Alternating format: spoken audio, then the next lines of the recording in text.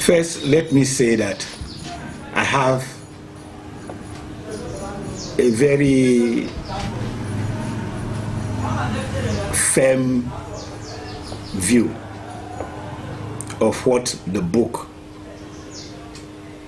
tries to do.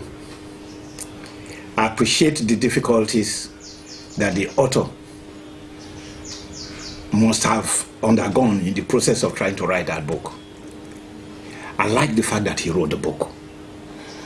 It was a book he needed to have written maybe long ago, but couldn't summon up the sense of balance that a writer needs in order to do a job well, and he thought he needed to wait. You knew he was very interested in the Biafran cause. You knew he wanted the Biafran cause. He would have wanted the Biafran cause to survive and thrive. But he still respected that universal core of being which centers on creativity. He did not want to fail his art. If you ask me, in writing There Was a Country, he failed his art woefully, and that for me is a very painful thing. Failed his art in the sense that he did not tell the story of Biafra in a way that would encourage the rest of us to believe that he cared for everything that he saw there. You get this feeling that the propagandist had to talk and did not forget some of the stories with which they had shored up the morale of people during the war. I am not too sure that a writer who breaks that bounds, who moves from that sense of balance required of art, can ever really write a good story. That book is readable because it was written by Achebe. But Achebe, the Achebe we meet in that book is a reporter, just a mere reporter. We get to know that Chinua Achebe, from very early in his life, was a pure relativist, a culture clash theorist who saw the world in terms of us against them, and who grew up sharpening that sense of difference. In my view, that submission to a double morality affected not only his earlier books, but this particular one, and this one very grievously. And it is important for us not to forget this, because people who use two moral codes in judging the world always manage in the end to deploy the one closest to their skin in a way that is pernicious to all others. And I believe that in this book he overdid it. I come across his admiration of the Umbari Umbari shrine, and one of the telling statements was that Chinua Achebe thought it was very generous of the artist to have included a white person among the personages depicted. The word generous is very telling, because the average artist, like Chinua Achebe himself, would simply want to include what you have seen, had, smelt, and whatever. The artists of the Umbari shrine were behaving like proper artists, the way they are all over the world. They don't have to be Igbo. Don't let us forget that Chinua Achebe slammed Joseph Conrad for virtually that kind of attitude. Many of us who have read the Heart of Darkness know that the Conrad's characters were in a ship on the River Congo. He did not step down to look at that clearing in the forest where the Chinua Achebes were living. that was left to Chinua Achebe, the child of the clearing in the forest, to tell his own story when the time came. He no longer at it. There's this fantastic prayer, very helpful to understanding ethno-regional politics in Nigeria and across Africa, actually, where the Umofia big man prays, "We are strangers in this land. If good comes of it, let us share in it. If evil comes, let it go to the owners of the land who know what God's to appease." Now, in a multi-ethnic society seeking to build a proper nation state, that prayer is anti-development. You simply cannot live in a multi-ethnic society and live well by not knowing that using a pernicious morality for others and a benign one for yourself is the most dangerous way to live, because whether you like it or not, you are always going to have to live with others who are not of your ethnic group. Chinua Achebe was actually doing a critique of his own of the Umofia people in that presentation. As I said, it was as if only his characters were like that. But I'm saying we now know that even Chinua Achebe himself is like that. And that is one lesson you get out of There Was a Country. Because in the past, if you regarded that as a critique of ethnic societies, you now know that even those who have gone beyond the traditions of those ethnic societies could also think in exactly the same way. Because what it requires you to do is, if you belong to one ethnic group, you cannot share in the triumphs of the other. You cannot be happy with them when they are happy, and you cannot mourn with them. And in my view, that came out very glaringly in Chinua Achebe's response to Chief Awolowo's death. So that you now had a philosophized view of how between ethnic groups there can be no proper moral relationship, what I call a common morality.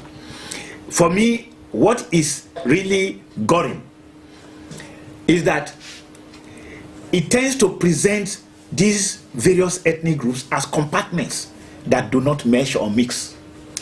Unfortunately, anybody who is aware of the history of Nigeria, a proper history of Nigeria, would know that virtually all these ethnic groups that are claiming to be very distinctive and even radically different from their neighbors actually share all the common frailties and strengths of the other. That the Igbo language and the Yoruba language are proper siblings. All the root words in Igbo and the root words in Yoruba are the same. Now, Achebe is brought up as an Igbo. He does not see how much of a Yoruba he actually is. And when I'm not saying this to be controversial. It is provable. All glottocultural analysts can tell you that just taking the language alone, there are too many similarities between the two cultures. Perhaps when the Igbos moved to the other side of the River Niger, they stopped being urban-oriented and started creating small little village republics, and that affected the attitude to both kingship and to the application of morality to people who are on other sides of cultural borders. You were a private political secretary to Chief Obafemi Awolowo. Do you plan to also do a memoir or biography of Awolowo, and then probably in the book also look at how to counter some of these claims by Professor Chinua Achebe? Seriously, writing the Awolowo biography is not distinct from dealing with questions of the Civil War and issues that Achebe has raised in this book. This is not because Achebe mentioned Awolowo in a rather negative light. It is because it is impossible to discuss Nigeria without discussing Awolowo. Those who try to do so, to discuss Nigeria without discussing Awolowo, end up end up in filthy lagoons. They drown themselves in just rubbish. Because there is virtually no Nigerian problem people are trying to solve in 2012 that Awolowo did not help discuss profoundly in the books he wrote, in the speeches he delivered, and in the policies he promoted in government and outside government. I mean, as a kid, I probably would not have gone to school like many people in Western Nigeria if there was no free education. And therefore, from my childhood, because I loved school, from my childhood, I could not stand politicians who were opposed to free education. I don't know about very soon, but I think it is a book worth writing. In fact, throughout the Civil War, Chinua Achebe had his Jaguar and a sidekick of a car, so that, you know, they were used to all the ruling class reflexes of the colonizers, and actually added a little to their own reflexes, to those reflexes. So anyone preaching a philosophy of development that appeared to want to move people away from that self-aggrandizing approach was usually considered a troublemaker. Awolowo was certainly a big troublemaker in this regard, because he saw the spread of education, the spread of jobs, and the manner in which you produce for your society as more serious and more important for genuine debates and arguments. Professor Achebe's book, There Was a Country, a lot of people from different quarters have suggested that Biafra story be ignored so that we can move forward. What's your own view? Do you think it is wrong to talk about ignoring the Biafra story? All the injustices and the oppression that led to Biafra are still very much present and with us. You can't escape Biafra. And in fact, the reason we do need to continuously exhume the ghost of Biafra is that the ethnic principles on the basis of which we had to go to war are all pervasive in the Nigerian society of today. And our leaders do not appear to know what to do about them. They start from the wrong premises. Some want to eliminate ethnic groups. It is not possible to eliminate ethnic groups. That old statement by Amadou Bello in reply to Zik. Zik said, let's forget our differences. Amadou Bello said, no, let's understand them. When you do understand them, you will discover that it is possible for those who are supposedly radically opposed to themselves today, it is possible for them to sit at the same table and discuss virtually every problem. So back to that book, There Was a Country. Every memoir that you read, most of them usually provide insight. I mean, probably the major reason people write memoirs is to provide an insight or give new knowledge that people were probably isolated from. Having read There Was a Country, is there any new knowledge in that book, or do you think there is an insight provided at all by that book? Actually, what is painful about the book is that what could have been new was what Achebe did not provide. Which is? Look, for a man who was very close to the power structure in Biafra, head of this committee and that committee, committees that were serious policy-making bodies, a man who had the freedom to travel out of Biafra and return while the war was on, you expected him to provide a self-analysis that will help future children, future struggling people in the Igbo society, if not in the rest of Nigeria, to understand how things happened in Biafra. There's a point that you never hear any of them talk about. Ojukwu is said by somebody like Achuzia as having been forced to accept Biafra. It's a ludicrous statement because we know it's not true. They started buying ammunition for the purposes of secession in 1966. There was no country. That is the truth. There was no country.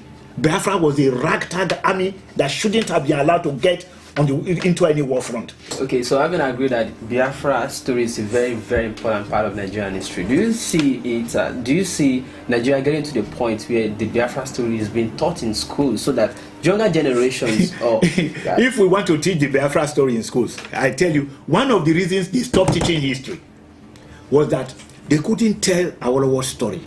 And now they can't tell the Biafra story. And we cannot tell the story of the coups properly. Now, a country with so many secrets that it cannot divulge cannot write history. Chimamanda Adichie, in her review of There Was a Country, made, in my view, the most telling statement that Achebe was too busy telling, he did not show. A novelist should show. The word for it is verisimilitude. That's why I said it should show us how it really was. That's why I said he was merely a reporter. The new journalism of today no longer functions like that. It paints pictures. It shows you the things that it is not just about telling, it is also about showing you. And that book does not show, it tells. And because it tells, it is possible for things that are not true to be presented. I mean, many of the people whom Achebe began to quote are the ones who should be quoting Achebe because he was the eyewitness, not the other fellow. Look at the Biafra War. How would you say the Biafran War changed Chinua Achebe? We all had access to these interviews that he granted, in which he said he could no longer write prose fiction after things fall apart, no longer at his arrow of God and a man of the people.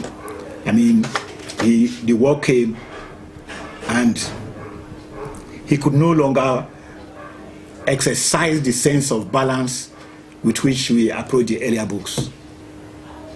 The war did something to Chinua Achebe. He had to become an emissary for Biafra, helping to raise funds and win support for Biafra, helping to do propaganda to show up morale at home and to ward off the enemy, his former country. That process of making propaganda and generally pursuing non-literary adventures as raising funds for the rising sun did something to Chinua Achebe which made it impossible for him to write a novel for another 20 years. After the next novel, after Antilles of the Savannah, it has taken him again another so many years. But did you not see any positive thing or any positive value that the Biafran War added to Professor Achebe, apart from not being able to, from your point of view? I would be afraid to identify anything good that the war did to Chinua Achebe, which could not have happened if there was no war. Okay. You can actually say that the war did more damage than anything we can see. Okay, in the New York Times, there's a reviewer, Adam Nosita. He said that his comment was that Professor Achebe's judgment on contemporary Nigeria seemed excessive. Do you agree with that comment, or do you have? Achebe had a very triumphalist view of Igbo presence in Nigeria. He saw his own ethnic group as domineering and as deserving the domination they exercised in various walks of life. Once you put it in that frame, seeing only your people where there are other participants, it is very difficult for you not to have an excessive view of situations. Now, when you present triumphalist images, that is the kind of thing that happened. You put other people's backs up. People who would normally have come to you because you have knowledge would not suspect the kind of knowledge you are bringing. They will suspect almost all if you perform a good act in their direction, they will no longer trust that what you are doing is in their interest. Achebe felt almost personally assaulted by the reduction in the domineering status of the Igbo. And he was also affected by a different sense. When you see the nice ways in which he pictured the British, what the British did in Nigeria, he belonged to that class, the new ruling class that was emerging. And it was a ruling class that enjoyed itself. This was a 28-year young man when he published his first novel. And he had a good job in the broadcasting house. And he rode a Jaguar. The sky was the limit. That generation was a self-luxuriating generation. They loved themselves. They enjoyed themselves. And then the war came and cracked it. Cracked that self-enjoyment. Cracked that hope for the future that they all had. It was never easy again for Chinua Achebe to accept, to act on the basis of a proper empathy with other ethnic groups. I was a publicity secretary and a general secretary under him over a period. And I can tell you, there are moments when Chinua Achebe will say things that the rest of us will look at each other and wonder, Abba, how can you say such things? When we said, when somebody got up at one meeting and said that the 12th to 3rd, this thing was a rigging and that kind of thing, Chinua Achebe made a statement that got Niyo Shundari really wondering, how can you talk like this? I mean, he was so shocked that... What's the statement? I mean, can we hear it? It's like, it's been happening before. That's the story of Nigeria. In fact, he was literally saying, you people are crying for nothing. Things like that have always happened in Nigeria. In effect, as I said earlier, a situation was created where you could no longer be happy with others when they are happy, and you could no longer share in their sadness, which also extended to when Awolowo died. He was more eager to break, so to say, break the psychology of those mourners than to identify with them. Even if you hated Awolowo, the millions whom he served across Nigeria, not just in one country, you should give them their time to mourn the man they regarded as their hero. Look, you may not have liked Awolowo, but nobody would say that, one, he did not fight hard to make sure that there was no war. He did everything, went to Biafra everywhere to make sure there was no war. Preached to his own fellow Yorubas, even made a compromise, accepting a confederal Nigeria, which he had consistently preached against, because he said it was good that certain things were done to ease the circumstances so that the Igbos will remain in Nigeria. Awolowo wanted to be leader of a very forward-looking country, and he had a lot of respect for the energy the Igbos could provide to propel such a country to great heights. He wasn't going to let the Igbos go, to be honest. I mean, whenever Awolowo spoke about Nigeria, he spoke with a certain missionary spirit, like if the black race was ever going to be saved, only Nigeria could do it. He may have been wrong, because when you see the disorganized way Nigerians do things, you can't see you can't very well see those who will save Africa. But Awolowo certainly, in everything he represented, looked like a leader who will save the people. The book is very annoying. Seriously, if you know where they all stood, it is a very annoying book. Annoying because Chinua Achebe knows too much more than he's telling, and what he is not telling is actually what he needed to tell. It is true. He always says that if you don't like his own book, go and write your own. No, it is our story. I mean, when Soyinka wrote his book, I simply went to him and said, "You mean New Dawn?" No, when he wrote Ake, and he was going to write, and he was writing in Ibadan. No, I went to him and I said, although it is your own story, it is also our story. That means you cannot write it badly. Chinua Achebe, in my view, wrote Biafra's story badly because